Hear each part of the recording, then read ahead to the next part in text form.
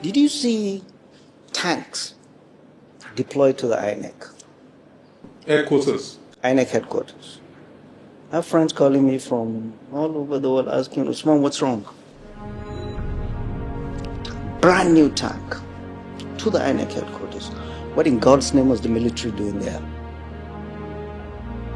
The military is showing the world that there is a problem, and it's showing the country that it is partisan. It is the armed wing of the APC. We are all seeing it. President Bola Ahmed Tinubu, what we are seeing, what the whole world is seeing, and what we are telling the world is all he wants to do is to decommission all the parties so that he will be his APC and he will be the only presented candidate in 2027 election. Let me put it on record.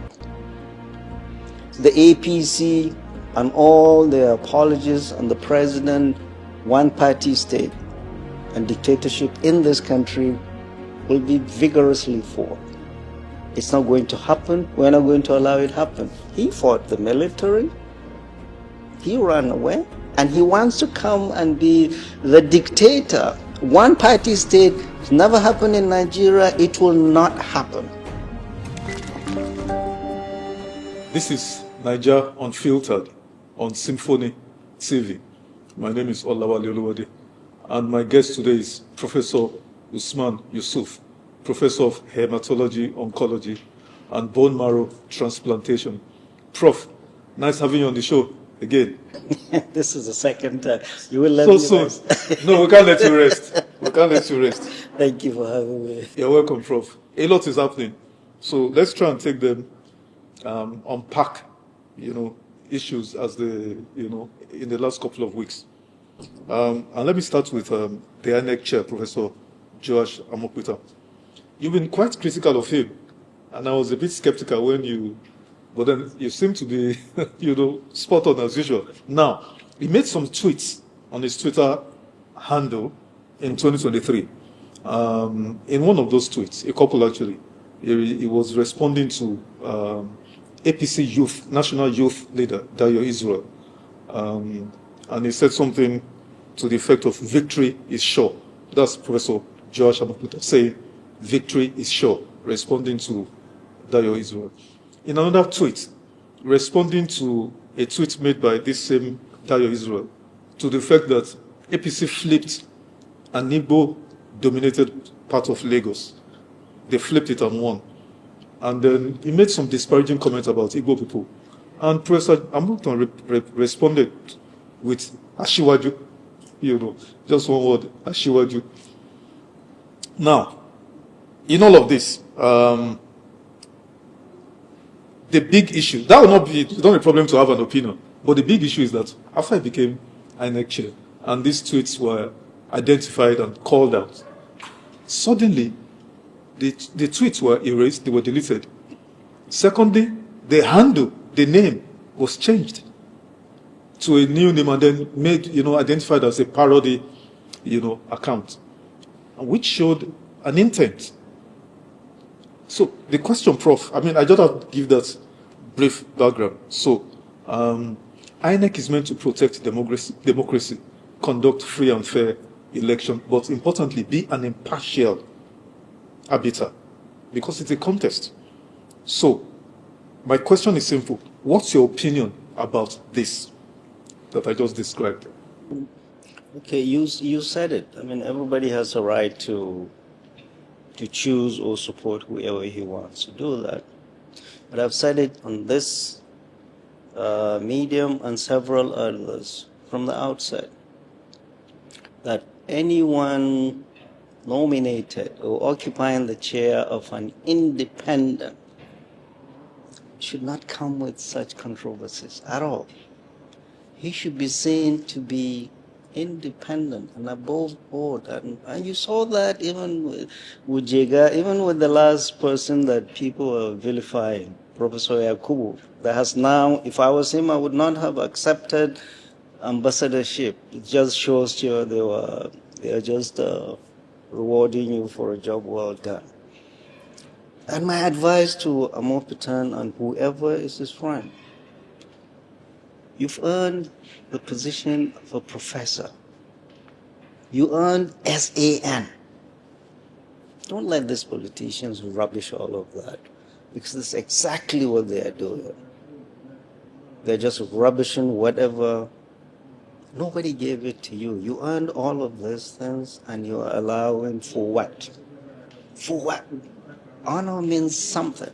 We were brought up. So you are doing all of this for what? So, and I've said it, I've never been shy from the outset, from his writings, 80 pages. And we're now translating that into Hausa.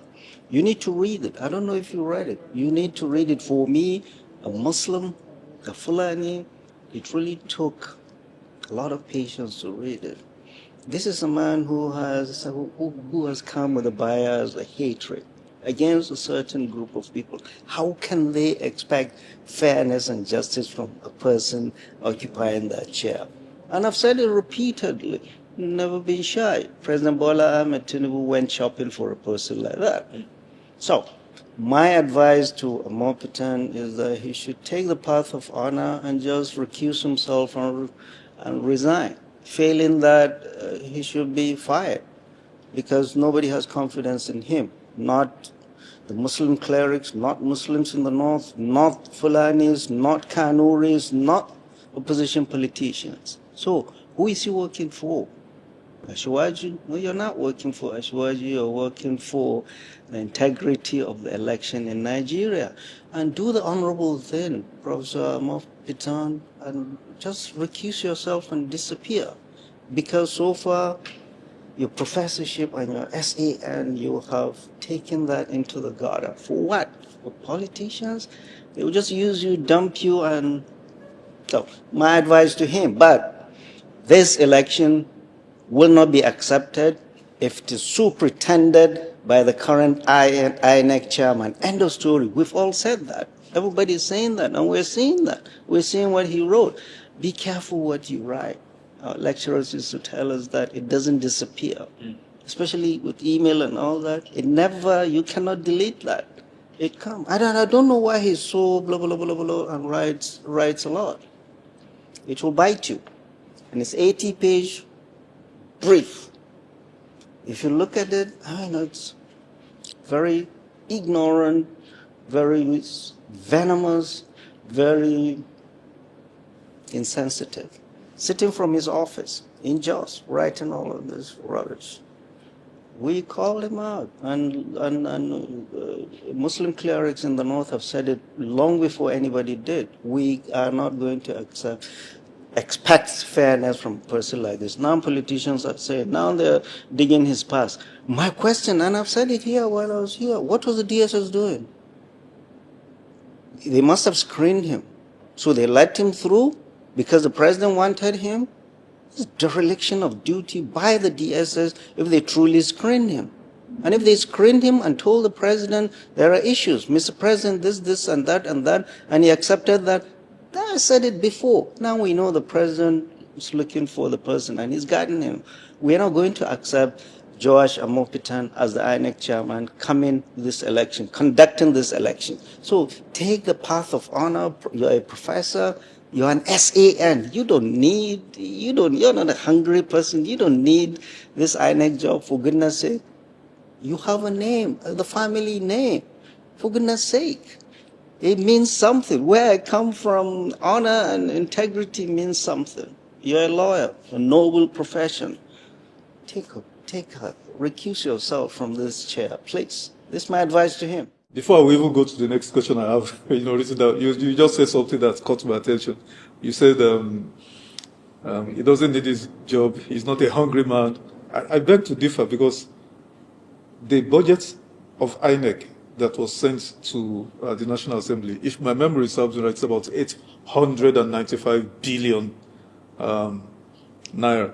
Prof, isn't that enough to make any man lose his or her head? So do people go there for the money?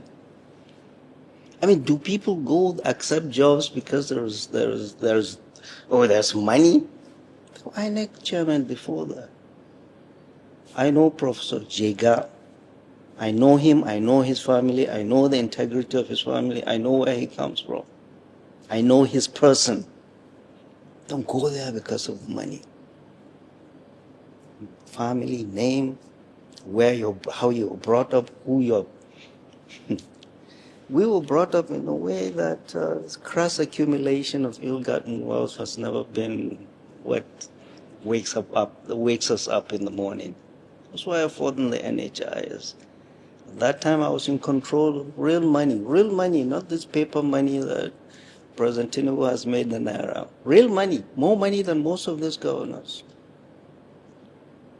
And I could have, but that's not the way we were brought up. That's not what wakes me up in the morning. Crass accumulation of ill-gotten wealth.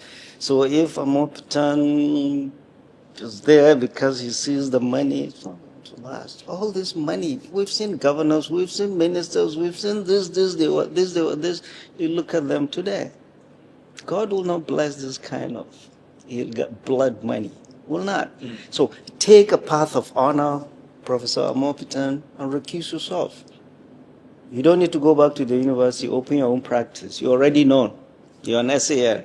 And let me put it right there, because before people listening will think I was saying maybe he will steal money. I said that he has that huge budget because ability to dispense favors, and all of that. And there may be some of the people he has empowered will say, oh, come and be governor of Kogi State in future. But okay, let's go to the next question, Prof. By deleting those tweets, victory is sure. One, and then another one, Ashiwaju, showing obvious preference for a candidate in an electoral contest. My comment earlier was that it's not a crime to have a preference in an election. After all, we're adults, we're citizens, we're expected to vote. But I would have expected the part of honor to be, that was my views then, or those were my views then. But now, in spite of all of this, I found myself on this chair. So going forward, I would behave as expected, to be impartial. But going ahead to surreptitiously delete those tweets, why are you deleting them? Why are you changing the name? Why are you saying it's a parody account? Prof. Right, and to be honest, I saw someone from one of the media outlets interview him. I think you need to sit down with him and ask him too. And he should not be shy. He needs to open up and talk to people. That is the only way. You see officials in this country, from the president to the ministers to the generals, everybody hiding, not talking too. You need to, just like he sat down in his office, you honestly need to ask to sit down with him. Maybe he didn't realize that. Maybe it wasn't him that did all the deleting. Maybe it was his distant. He needs to talk to the nation, address that. But failing that, he's already a bruised INEC chairman, and the honorable thing to do is honestly to go. And we are telling the international community, they're hearing, they're listening to us, that we are not going to accept an election superintended and conducted by the current INEC chairman because we do not believe it's going to be fair, it's going to be just, it's going to be independent. So if anything happens after that, we've already raised the alarm from here.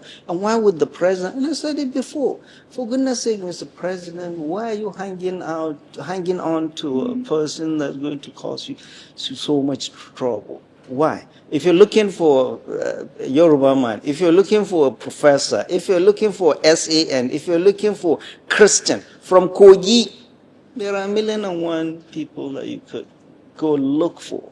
And just forget this controversy. We don't need that, to be honest. Nigeria has a lot more problems than this. You cannot hang on to any one person. Nigeria is bigger than any one person, for goodness sake. And the longer you hang on to him, the more entrenched, the stronger we are in our opposition to his being there, and the more we tell the world that we are not going to accept any election conducted by the current INEC chairman. Mr. President, hear it loud and clearly. Our American partners, our European partners, our world partners need to hear that an election is coming with an INEC chairman that we do not believe is going to be fair and just. End of story. We are saying it now in a very calm, in a very civil way to the president, for him to know. If he's not listening to us, people around him need to tell him. The closer it gets to election, the more difficult it becomes, and the more the tension, and the more the suspicion. So why are you hanging on to him? What does he have that a lot of people in Kogi cannot have? So, Mr. President, let's move on. Get us somebody who we can all trust. End of story. That's all we're asking. And another thing, and I reached out to some of our military leaders in the past. Did you see tanks deployed to the INEC? Headquarters. INEC headquarters. I have friends calling me from all over the world asking, Usman, what's wrong? Brand new tank to the INEC headquarters. What in God's name was the military doing there? The military is showing the world that there is a problem. And it's showing the country that it is partisan. It is the armed wing of the APC. The military has no role in it. It was bad optics, and I'm glad they pulled the tank out. I don't know, they're not even thinking. If you want to send anybody there, send the police. The military should not be seen anywhere near our politics. Should be away. So please, please, please, please, don't ever do that again. Military, do not deploy any soldier or any tank. That brand new tank, don't we need it in Benishek? Don't we need it in Konduga, Ngoshe, in the northeast? The brand new tank, you're deploying it to the INEC. What's wrong with our military these days? The military leadership, they are not politically savvy, or somebody is not telling them the truth. Don't get involved in this messy politics, because you'll be burnt. Internationally, they're looking at you and saying, why are you here? And nationally, people are saying, you're taking sides already? You're the armed wing of the APC?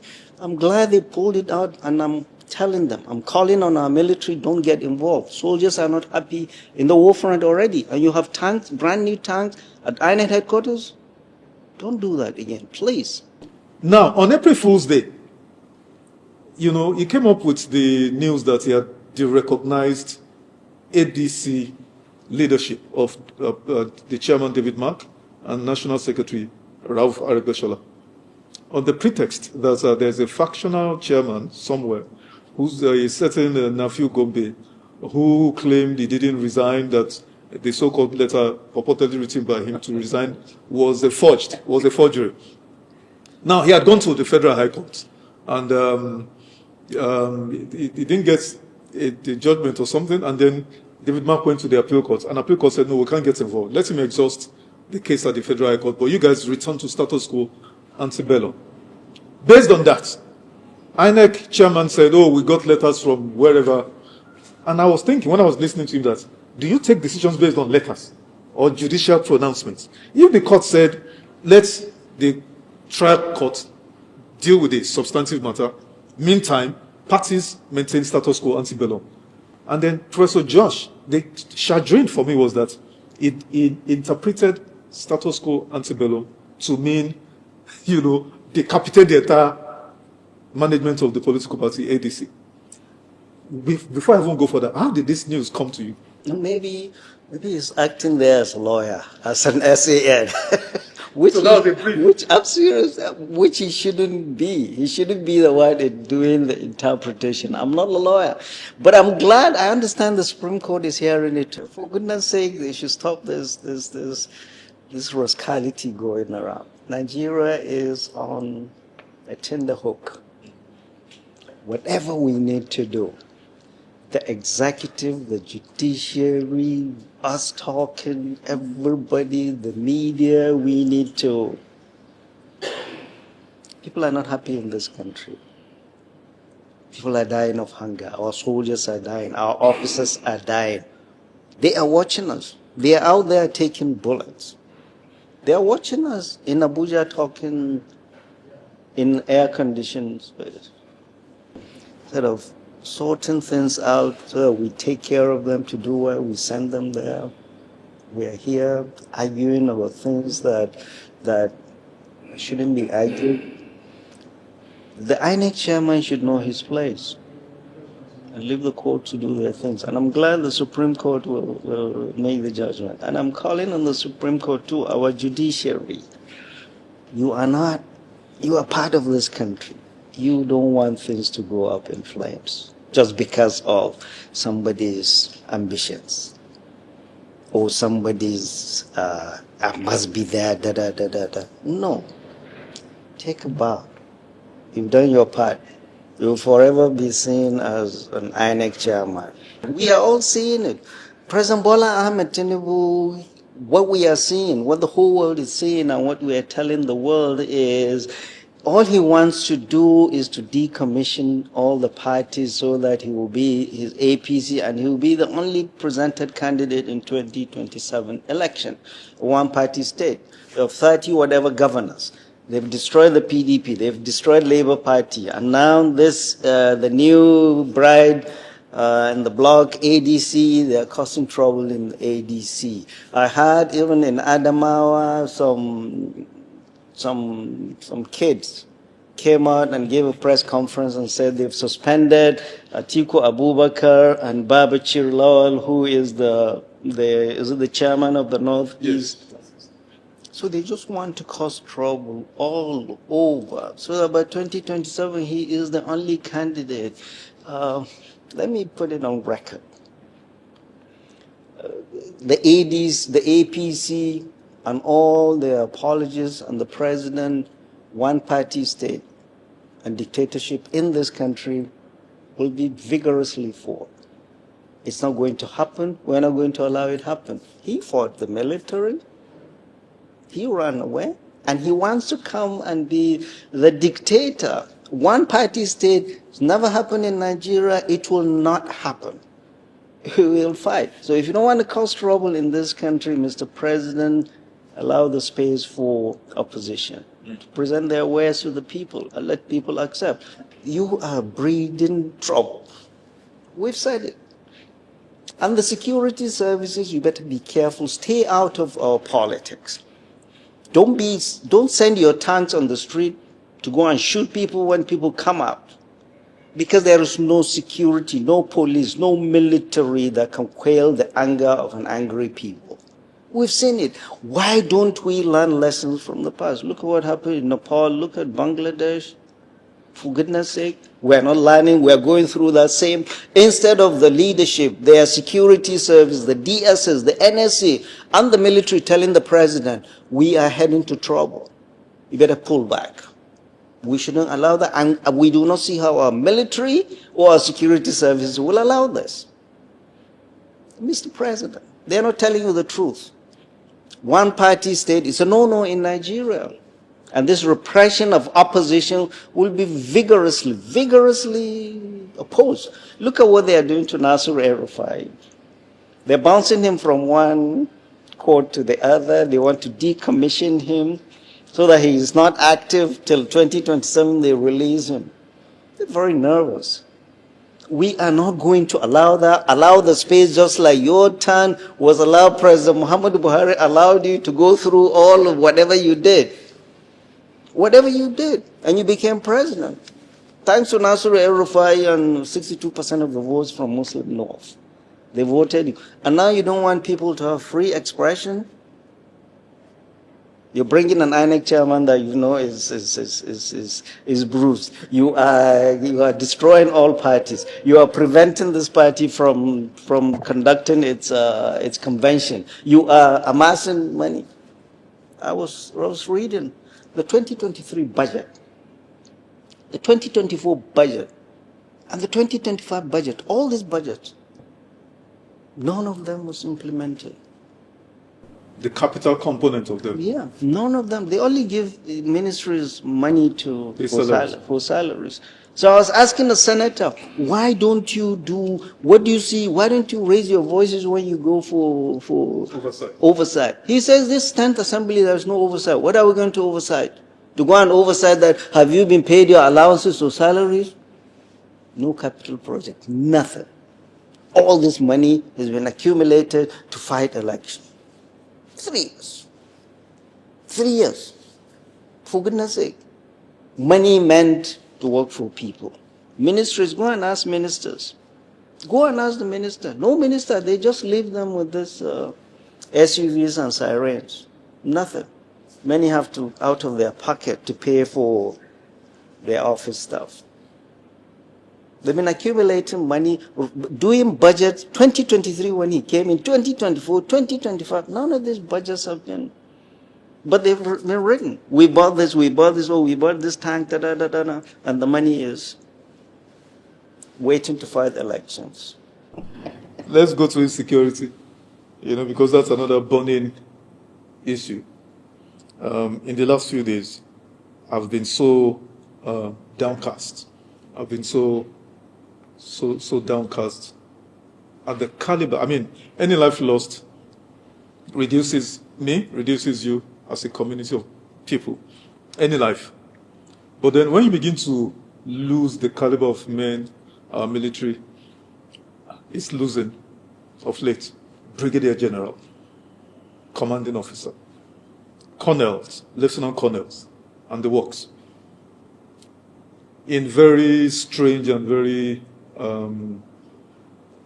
inexplicable circumstance, it begins to call for serious worry.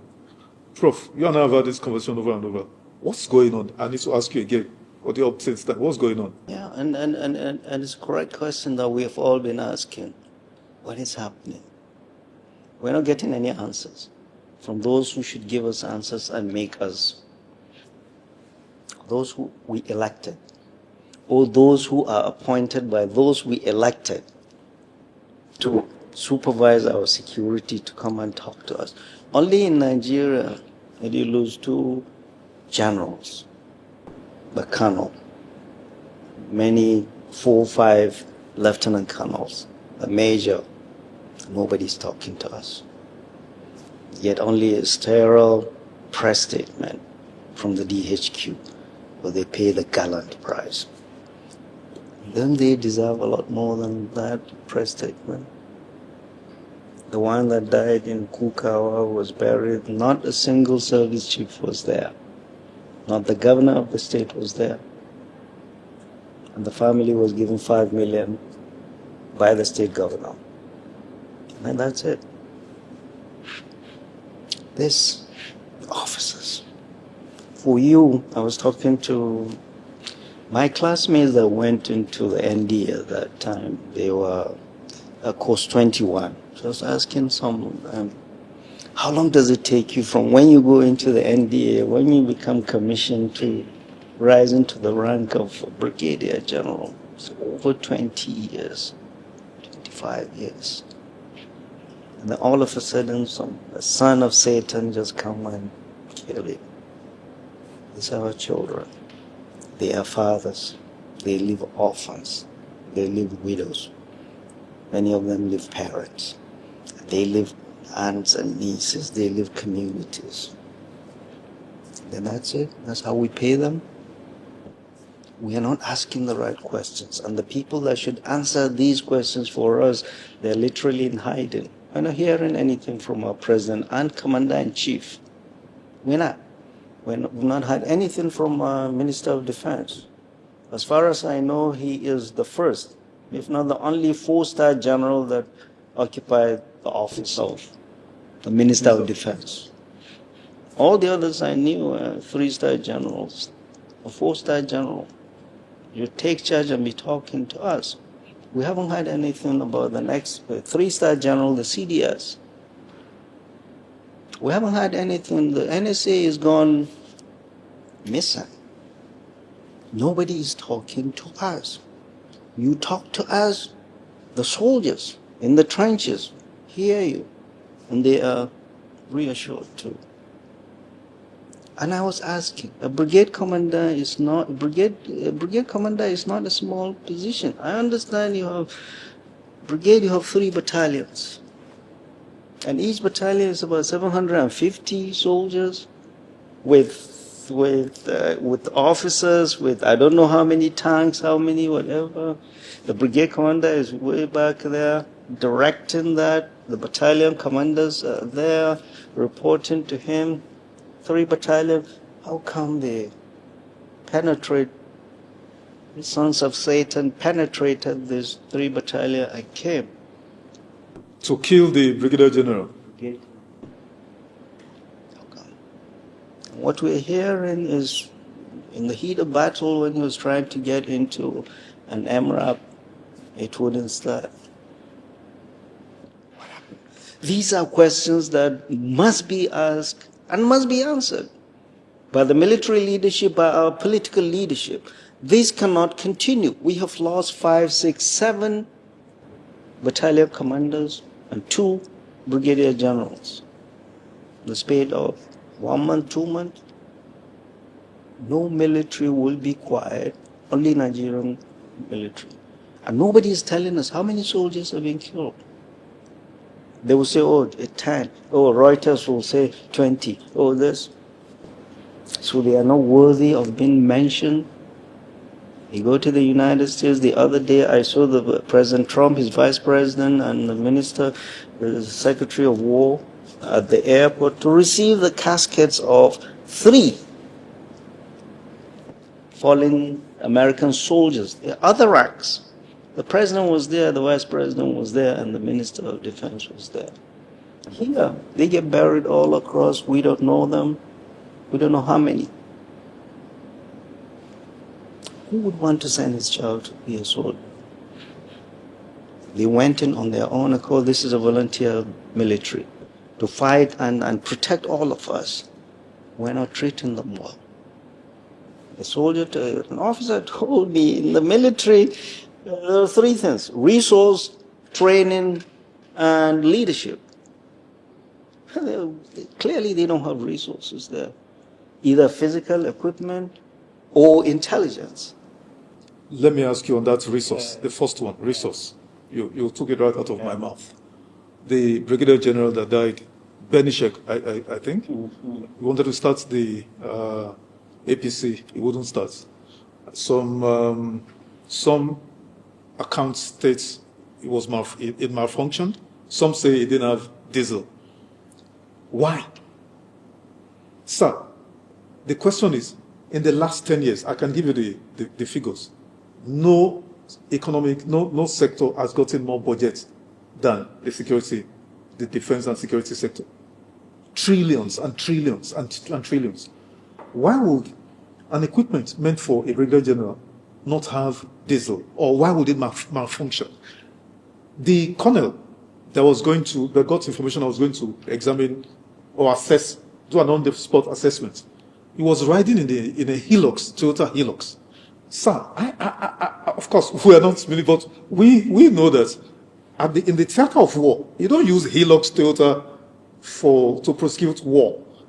Can you speak? Where's the money for the resources, for the equipment, for the arsenal, for the armory? Okay, you said it right.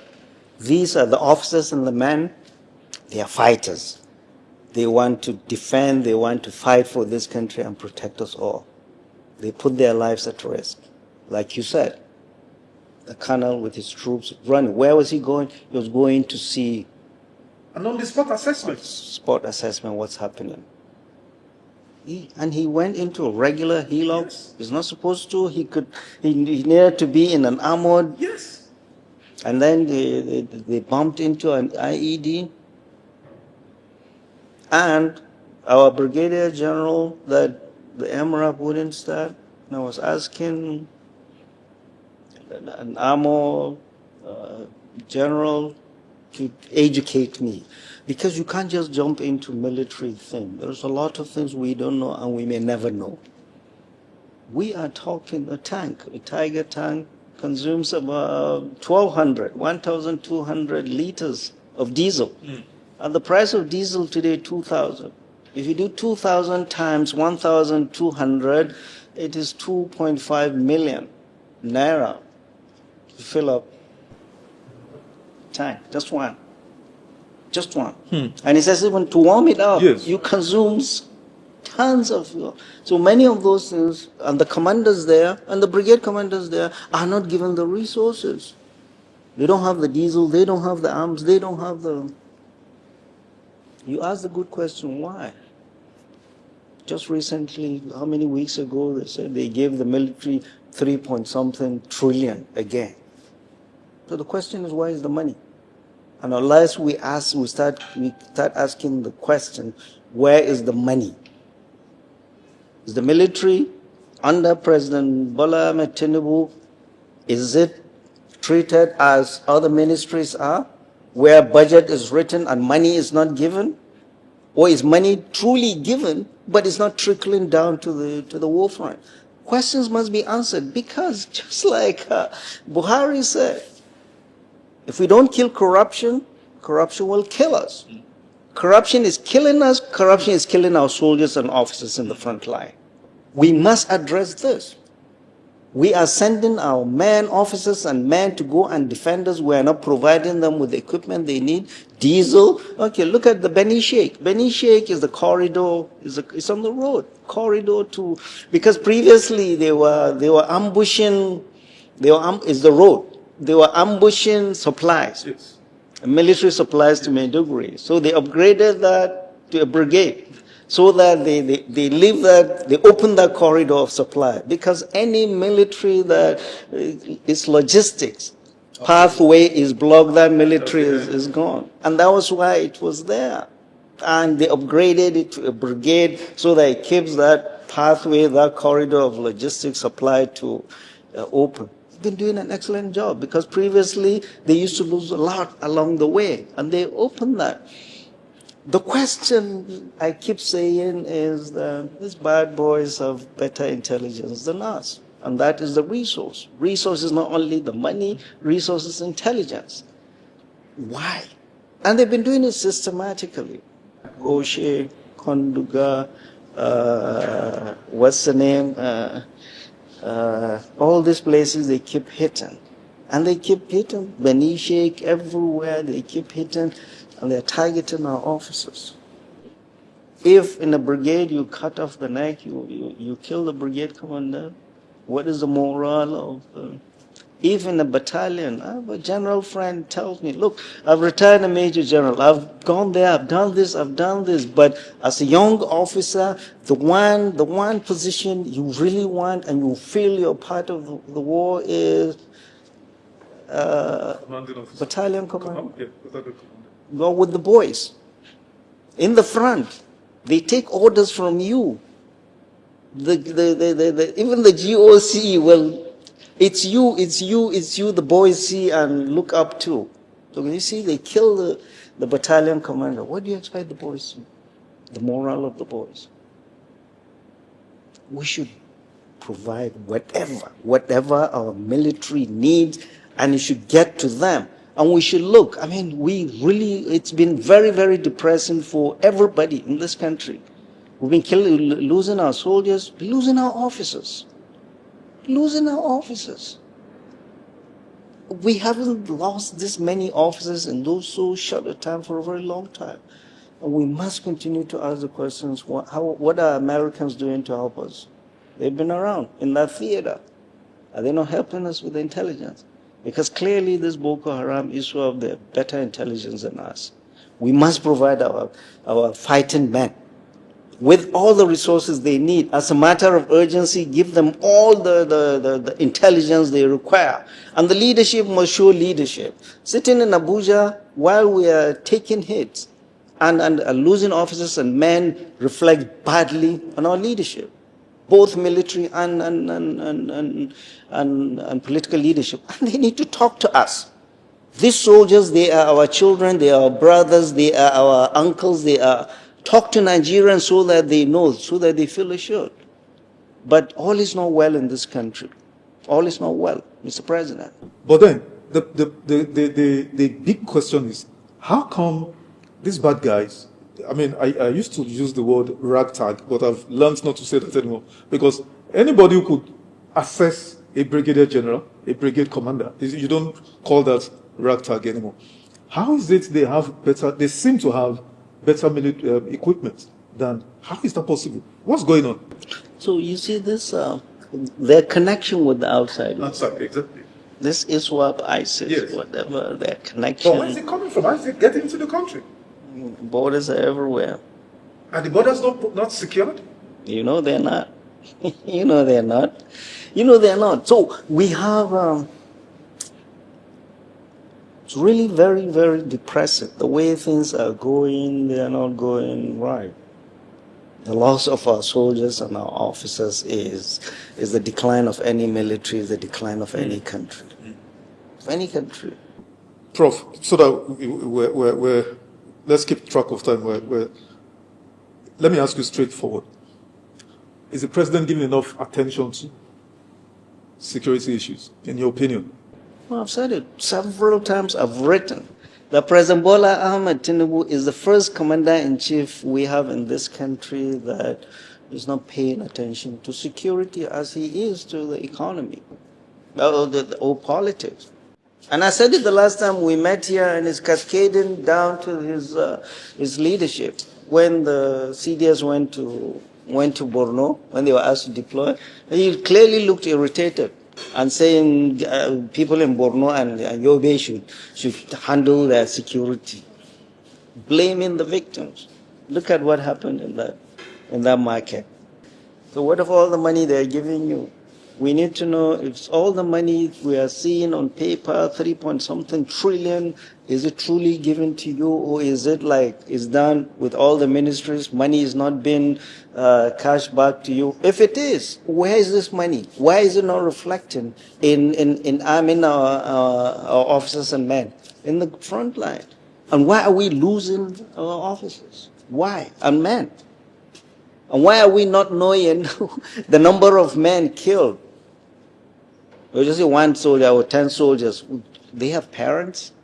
You said something very troubling earlier on, which is that, I mean, everybody knows. I don't know, I've lost count of number of times. You actually cannot keep track of the number of times President Donald Trump speaks to different media houses. Those friendly, those who are not friendly. He's boarding an aircraft, he's talking to the press. He's in the aircraft, he's talking to the press. He's out of the aircraft, he's talking to the press. He's having one event, he's talking to the press. On the Iran war, giving regular updates. As he's doing that, the Secretary of War, Pete Esgetz, is doing the same thing. Secretary of State Marco Rubio is doing the same thing. Why does it feel like Nigerians are just left to sourcing for information, bits and pieces from rumor mill, whatever the Ministry of Defense chooses to release, because neither the Minister for Defense, the Chief of Army, because the last time I heard from the CDS was to say, oh, these are our brothers, they are relatives, you know, they are prodigal sons. What is going on with this information, you know, dissemination? Right. Regular updates. We are not asking our leaders to be accountable. They are there because of us. Absolutely. But they don't think they owe us any explanation. They don't. They don't talk to us. They don't. And we think it's normal. We are taking it as normal, which is wrong. We don't hear from the president. We hear only from the vice president when they send him to go and condole. We don't hear from the Minister of Defense, who previously, before he became Minister of Defense, he was all over the place. When he was at CDS, he was talking to a lot of media. Now that he has become a minister, a politician, as a Minister of Defense, he doesn't talk anymore. The CDS doesn't talk. The National Security Advisor doesn't talk. Nobody is talking to Nigerians. Our country is bleeding. Soldiers are dying. My officers are dying. Nobody is talking to Nigerians. You talk to us, the soldiers in the war front, soldiers in the barracks hear you. So our leaders talk to us. It reassures us as citizens.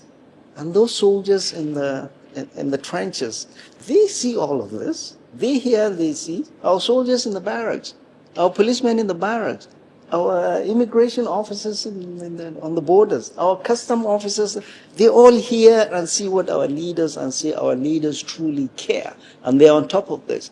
But when everybody is quiet, the danger is they are lost. They don't know, our leaders don't know what to do.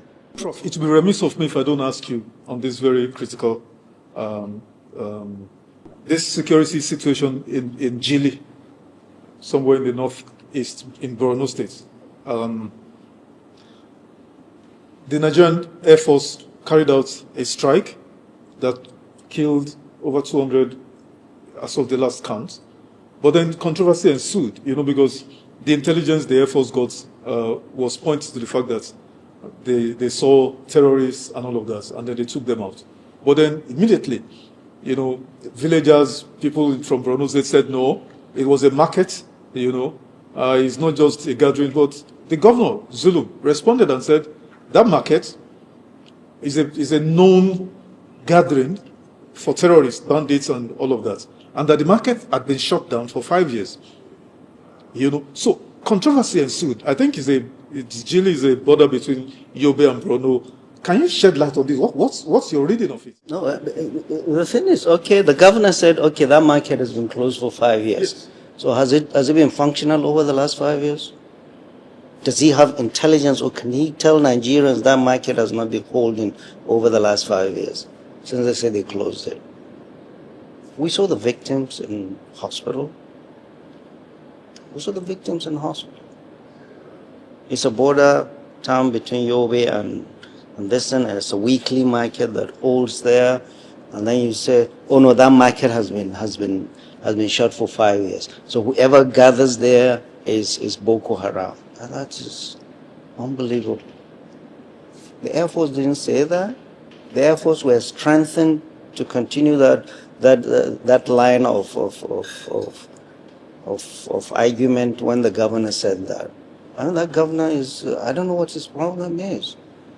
The military, they know that. We don't have to tell them that. Even if you go to drop a bomb, if there are people there, you don't drop that bomb. So you go and drop a bomb, and so all the over 200 something that were killed were all Boko Haram in the market. Come on, a lot of things don't add up. And the governor should know better than that. He must hold those responsible. This is not the first time. We had that event on the 23rd of December 2023, when the air wing of the Nigerian army dropped a bomb on worshippers in Maulud worshippers in Tudumbiri. What happened to that? What we've had since then was that, they were going to give 50 billion allocated to the vice president's office to take care of this. Nothing has happened to those innocent people that were vaporized and killed. So this is not the first time the Air Force has done this kind of thing. And to come and give us excuses is not only insulting, but it's unprofessional. There is a problem. The Air Force went and dumped a bomb, and they accepted it was accidental initially. There must be a commission of inquiry. But what we've been seeing in the military is always the military investigating itself. How can you investigate yourself?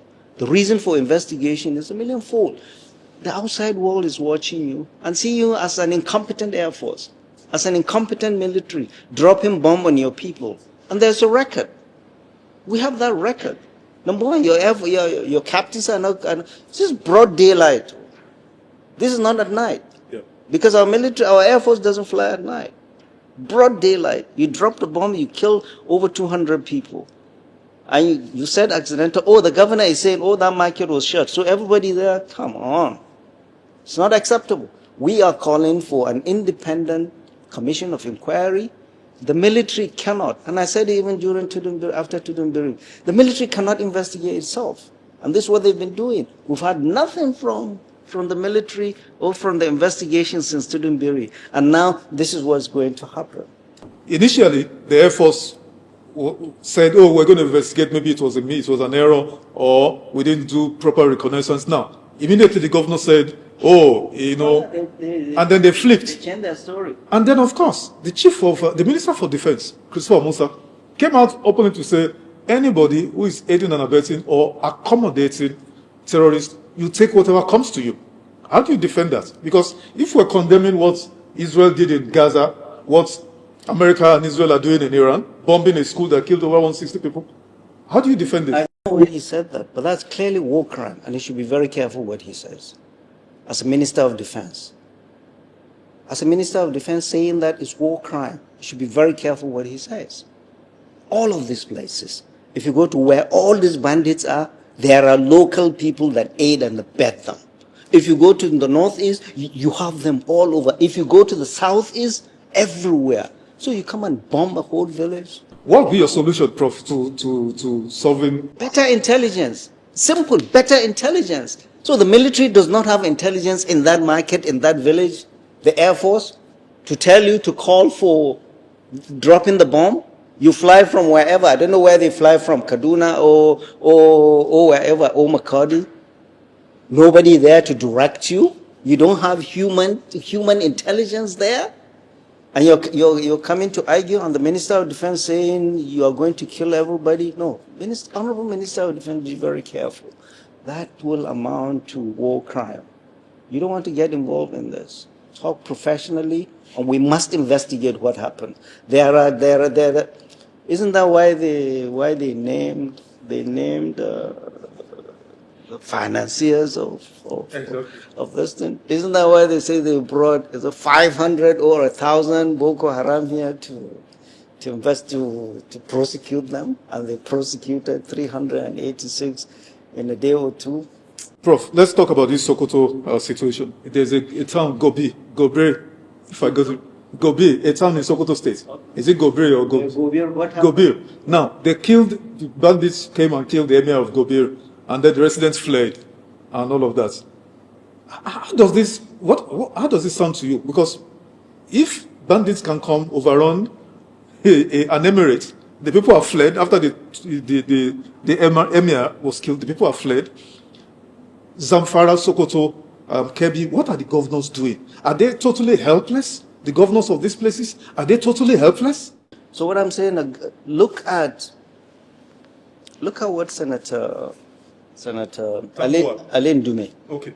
Alain Dume, 2 days, yesterday, he went back to his constituency, Goshe, where those Boko Haram boys went and pillaged, and the people ran to a next village called Polka.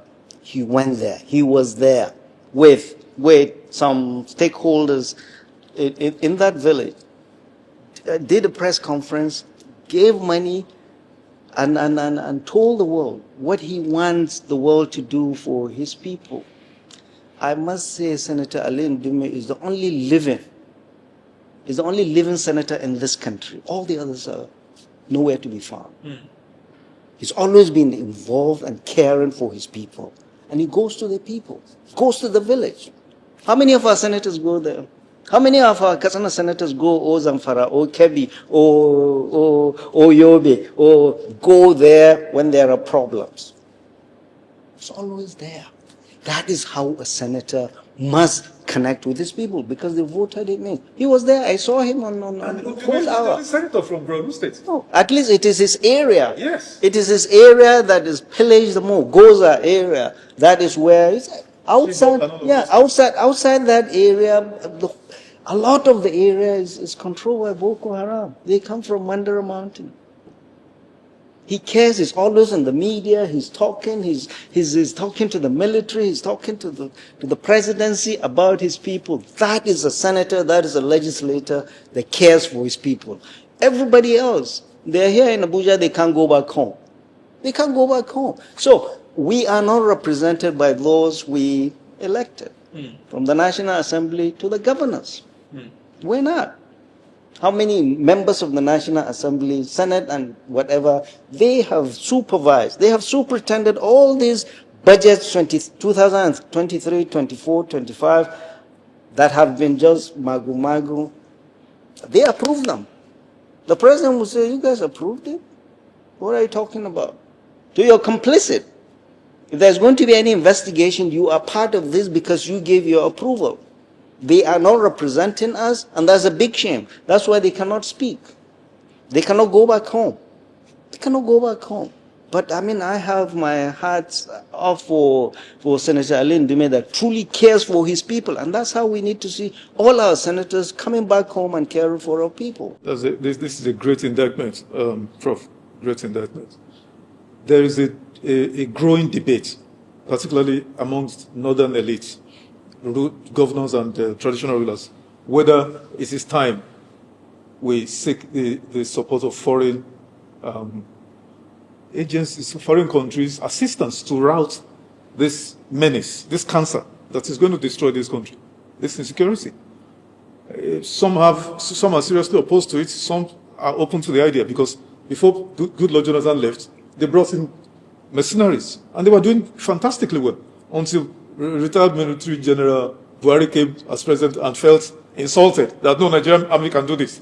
But see where it's brought us. Do you think Nigeria has gotten to the point where we need to admit that we need help, and wherever it comes from, let it come, we need help to solve this problem? Because our military are not trained for asymmetrical warfare. They are not trained for this.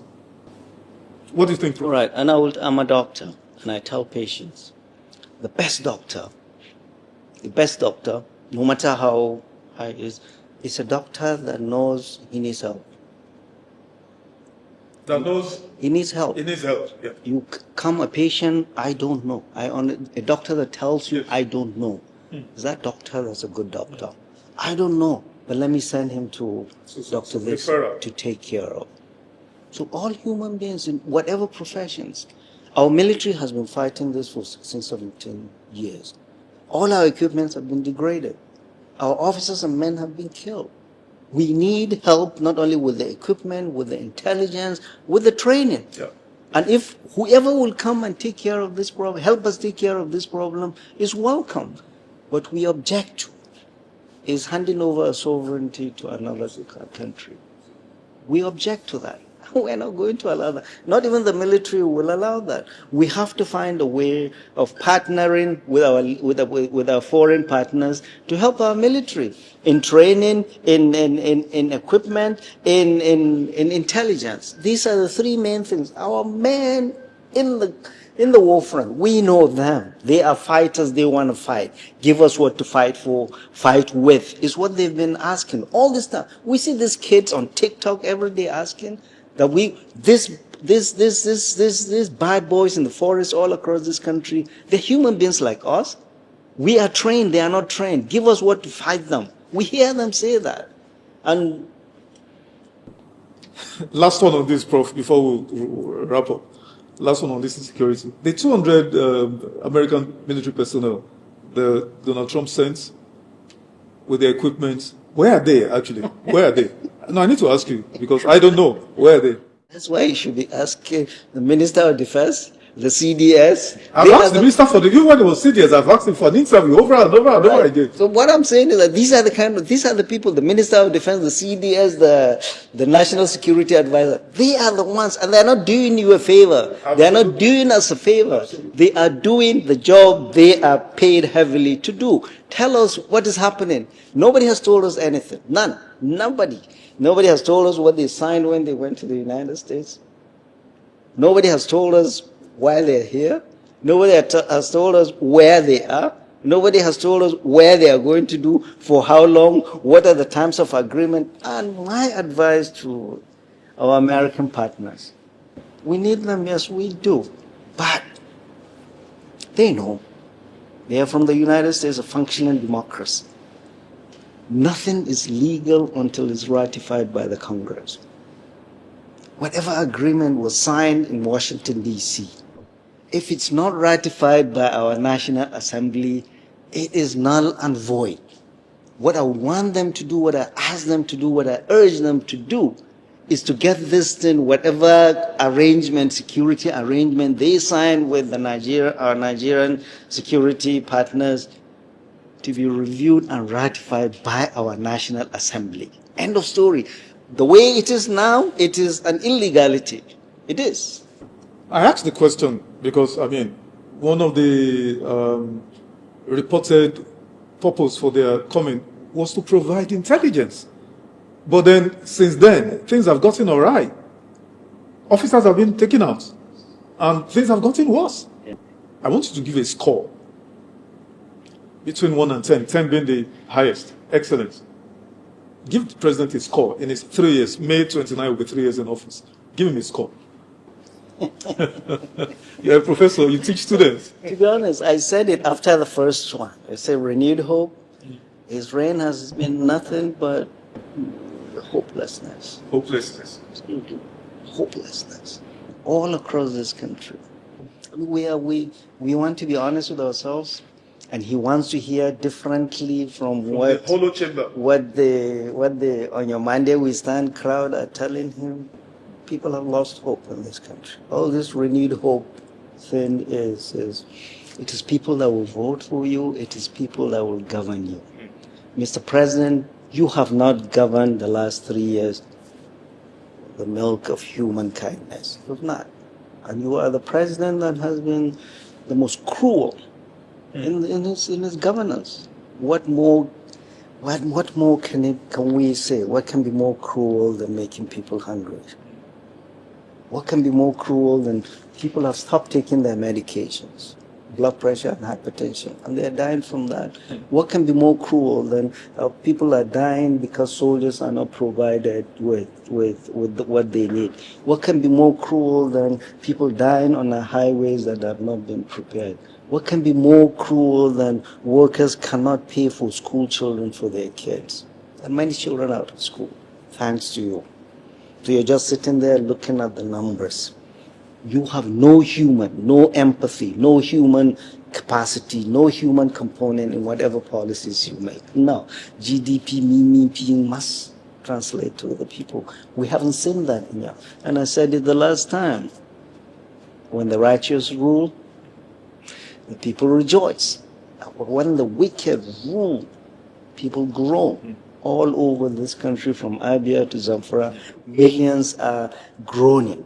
And it is the responsibility of chairman, local government, the governors, and the president, and members of National Assembly. This is what they swore to do. God Almighty will ask them all of this. That's sobering, Prof. That's sobering. Last time you were here, you said no northern cleric, because that's part of their strategy. Politicians generally, they'll go to the clerics, other Christians or Muslims, and induce them, whatever, to campaign for them, and all of that. So you said no northern cleric will do that this time around for President Tinubu. Let them try doing it. They do that. No, they do it at their own risk. I'm serious. This is the honest reality. They cannot. None of them can open their mouth and do that. Because 2023, we had Peter Obi, Atiku, and Kwakwanso, all of them standing, but now they've come together and all of that. What is different in 2027? What's going to be different? What gives the opposition any chances in 2027 against Tinubu and incumbents? Okay, so look at the numbers. Tinubu got 8 million. 8 million. Peter Obi got 6 million, and Atiku 6. So we're just saying. Kwakwanso 1.9. Yeah, right. So 2 million plus Atiku's 8 million, that is 10 million plus. No, Atiku 6. 7. Atiku 7. Okay. Peter Obi 6. Okay, right. So 7 plus 6, 13, plus 2, 15 against his 8. Yes. And he will not get those 8. He will not get, it will be much less. People are fed up. Of the 8 million that voted for him, let's be honest, how many of them will vote for him again? How many has he So that's why his bulk of his votes came from the north. Northwest, Muslim North, 62%. The Christian North voted Peter Obi. And now he's romancing the Christian North. That was why he went to Jos. That 10-minute shameful visit. For me, all it was just went there to fan the embers of ethno-religious hatred. And this is where we are. So, and the Northern Christians will not vote for him. They will always vote Peter Obi. Let him not bother himself. So, Mr. President, politically, electorally, you are in trouble. You have 1 more year to fix this. All this money you are gathering that you did not implement the 2023, 2025 budget to fight the election, people will get your money. But they cannot face the people and ask them to vote you. This is the honest truth. They're all going to you and say, oh, I can deliver Kasano for you, I can do this, I can do... None of them can deliver even their households. Not even their households. Final question, Prof. So we have an integrity challenged INEC chair. We have the North, pretty much entire Nigeria bleeding seriously, heavily on insecurity. EFCC has become a wing or a department of the of the ruling, the ruling party. Opposition candidates being hounded, whether justifiably or not. El-Rufai, Malami, and the rest of them. The Naira, of course, is on its knees. In all of this happening under this government, I said you should score him, but rate him now. Rate him. How do you rate President Tinubu's performance? His presidency's performance, how do you rate it? Honestly, his presidency has been abysmal failure. The economy, the security. You remember what he said from his mouth about electricity? Yeah. If I don't fix electricity, don't vote vote for me. me. So what happened now? What did his minister of electricity say? There was a clip. He's saying he has made enough money that he can never be poor when there is no electricity. Mr. President, your electricity that you promised, that you said we shouldn't vote you back in if you haven't fixed it. Well, you haven't fixed it. So start getting ready to vacate the villa. Security is worse than we've seen it. During Jonathan, it was only the Northeast. Now it's all over the country, and the Northeast now is, we're hitting our military officers and our soldiers more than ever before in a very strategic way. This is troubling. This is worrying. And the economy, I don't have to say, millions of people go to bed hungry in Nigeria under your stewardship and wake up without guarantee of having anything to eat. Under your leadership, God Almighty will ask you this. God Almighty will not ask you about dancing omologo or on your mandate we shall stand. All those sycophants that are not telling you the truth, get rid of them. Listen to those that tell you the truth. We don't want anything from you. Being in Tinubu's government is